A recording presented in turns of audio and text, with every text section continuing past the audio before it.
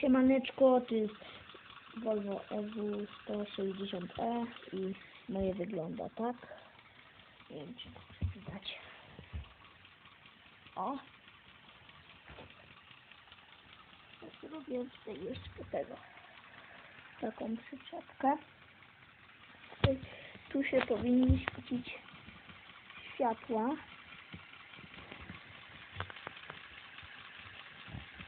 Światła się tu powinny zaświecić.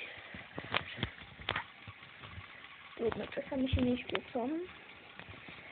Ale tak, tutaj to wszystko, ten dziura, tutaj to on sam działa. Teraz mają się zamknąć. To się ma zamknąć. W drugą stronę. Teraz ta część tu, to do góry i na dół. I do góry.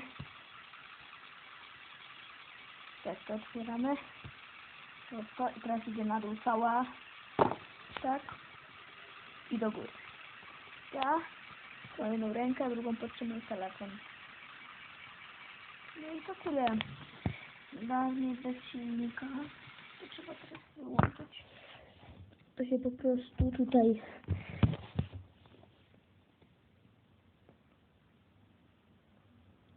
w oryginalnej wersji tu się po prostu to przełączało i się pompowało tu. Ja tego nie chciałem usłyszeć, ponieważ chciałem wam teraz pokazać i to na tyle, jeżeli chcecie wiedzieć. Przypominam, to jest Lego Technic Volvo EW160e i takie coś kosztuje około 300-400 zł. Ja to sobie kupiłem.